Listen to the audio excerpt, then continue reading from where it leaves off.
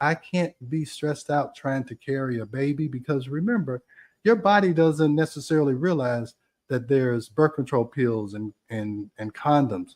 It thinks that sex is for procreation. All right. But we look at it due to recreation. Now, I will tell you, as associated with recreation. Now, before birth control pills, in ancient times, or before birth control pills, I mean, sex was very serious because it could always produce an offspring. So you had to look at it differently. And women look at sex primarily as procreation. And when a woman is young, she is looking for someone to procreate with, and she's looking for the strongest person in the tribe. All right, that's why women are going toward athletes or whatever, because they want to make sure that their offspring is strong enough to survive. Okay, and so oh, I see we have a question, but just hold on, Rebel, and I'll get some questions. So they want to make sure that their offspring is strong enough to survive. So they want to find the strongest male, and that's why athletes get all the women, the tall, dark, and handsome get all the women. They they can't help it. It's their biology. Now, luckily, my wife settled for me, so maybe I had some other characteristic that impressed her. But that's how you have to understand. We are part of nature. Okay, you got to understand that we are part of nature. So we act in a way to preserve nature. All right. So safety becomes priority. The female body requires feeling safe before sexual desire can activate. Again, they have to feel close to the man, they have to feel safe, or their body is not going to respond. When they have a hurricane going on, they don't they can't receive what the man is trying to give them. All right, because you have to look at it is that the man provides the seed and the woman provides the fertile soil. And when there's chaos, the soil is not fertile, and the woman will actually stop ovulating to make sure she doesn't have a baby when there is a lot of chaos. And that's why women who go through the infertility workup, a lot of times they don't get pregnant because it's so stressful.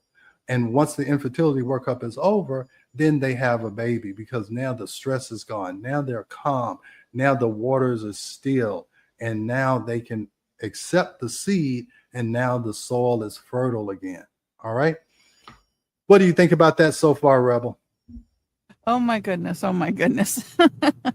There's so many things going on here. It's almost like it kind of contradicts each other. Like a man has to be stressful or performs better under stress, and a woman has to be calm. Well, what if you're not matching up at that time? I mean, like this one's stressed and this one's calm, and Well, now the thing is short-term stress will make a man want to have sex. Now I'll talk about it. Long-term stress, and when cortisol is there, consistently, a man's testosterone goes down because you have to think, okay, in nature, all right, if a man is fatigued and can't, be active, the body tries to conserve energy. So if it's a long-term stress, like even men at war, because they have a long-term stress, their testosterone goes down because the body is saying, "Hey, look, you're tired. You're in this situation where you could be killed and you're not going to be able to provide for this baby. So hey, look, I don't want you running around chasing women. So I'm going to take your testosterone away so that you'll conserve energy and don't waste it on sex, don't waste it on running around." So short-term stress makes the man want sex. Long-term stress takes away his testosterone. And I've seen many men come in my office who are on testosterone and they say, but I'm stressed out at work. I got my wife is, it's all kinds of things are going on. And they say, I don't know, my libido is down, but this testosterone isn't working. I test their cortisol. I guarantee you they're burnt out and their body has shut down testosterone because their cortisol is low. And in that case, their libido goes down. All right. I also say it's almost like God is like made had a joke. It's like, hey, look, this will be funny. Let me make men and women view sex differently, and let's see what happens. Because it is. It's like, why are you making it different? Wouldn't it be great if both people saw sex as a stress reliever? But hey, I don't know why, but that is just the way it is. Okay. So cortisol and progesterone tug of war in these women. All right. So the visible effects is that they have less libido. And the surface cause is either high cortisol or stress. But the underneath, what it really is, it's they don't have enough progesterone. Okay. And then that causes the hormone imbalance that I'm always talking about. Now they're estrogen dominant, and now their nervous system is totally dysregulated. All right. So they're stressed. Then what happens is they lose the vaginal lubrication. They don't their vagina is not relaxed. So now sex becomes painful. Now your body always tries to resist pain or flee pain and go toward pleasure. And once a woman associates sex with pain, man, that's a tough thing to overcome. You can overcome it, but you have to make it pleasurable. And if it's not pleasurable, I don't care how much a woman loves her husband, she's not going to want to have sex. And that's more of a problem during menopause. And I'll talk about how you can overcome that also. All right. So I know we have a couple of questions. Should I let me go to the questions now, and then we'll move on. Okay. So the first question, what if a man has no imagination? that came in when you talked about, just mentioning, and they go there. Well, what happens if a man has no imagination? Well, then, that's a problem. I mean, what I'm saying is men are very visual, whether it's a true vision that they see. If a man sees an attractive woman with no clothes on or their body responds to it. Most men will. They will desire her, and then certain things can happen, and blood can go different places where it doesn't normally go or usually go. But that's what I'm talking about. Imagination is that a man can even imagine that, hey, I think my wife is going to have sex with me, and their body responds to it. So if your man has no imagination, I don't know. That's a problem, because that's how you create things. You have to imagine it first. It has to be something in your mind first in order for it to actually materialize. So I think we had one other. Can a woman's body make too much progesterone? What happens if it does? It's very hard for a woman to make too much progesterone. Now, you can take too much progesterone, you can be prescribed too much progesterone, but when you look at the menstrual cycle, the progesterone is made when you ovulate, and it's only made for the 2 weeks right before your period, because it's waiting to see if it needs to promote a gestation or not. So it waits around for 2 weeks to see if you're going to get pregnant. It reaches a peak. If you don't get pregnant, it goes away, and then you have another menstrual cycle, and it starts all over again. Now, a woman's body can make too much estrogen, or it can be exposed to too much estrogen. Now their ovaries don't necessarily make too much, but your fat tissue can make estrogen, and then you're exposed to so much estrogen in the food that you eat, in some of the cosmetics that you have, in the water that you drink. So it's hard to make too much progesterone, or hard to be exposed to too much progesterone, but it's easy to be exposed to too much estrogen. All right. These thoughts of procreation, are they imagined or actual thoughts?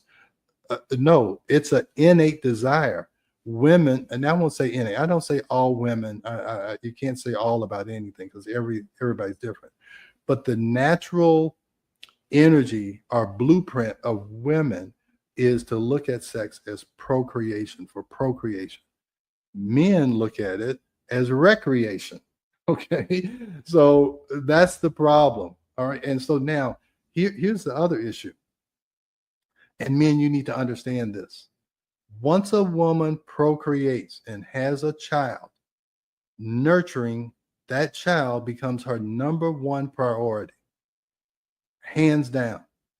Sex falls down right above mopping the floor. That's how, and men, married men who have children, you can testify to this. Sex goes way down on the list. And some men get upset. They were like, oh, ever since we had this baby, my wife, she doesn't seem to be as interested in sex anymore. Well, join the club, homeboy. I've been married for 39 years, and I had to realize that when we had our first child. Now, when she's trying to procreate, hey, she may be Johnny on the spot. Hey, let's go.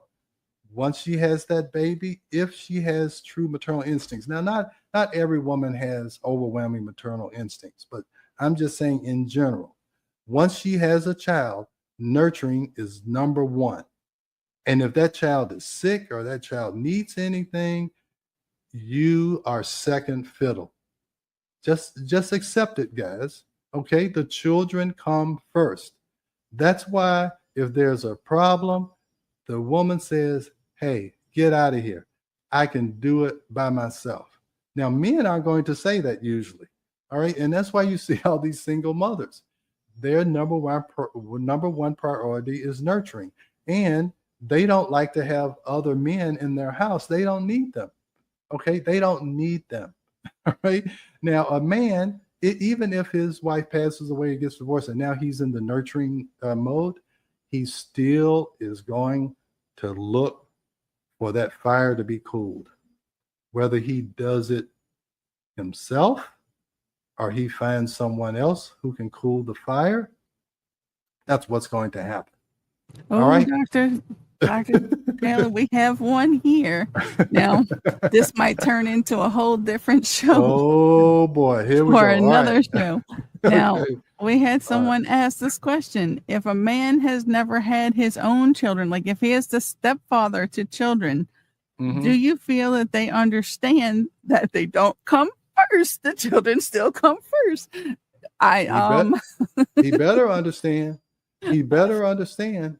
Okay. That's why a lot of women will say, hey, look, I am not thinking about remarrying. I don't want another boyfriend until my children are out of the house. Okay. Because they don't want anything to disrupt their nurturing.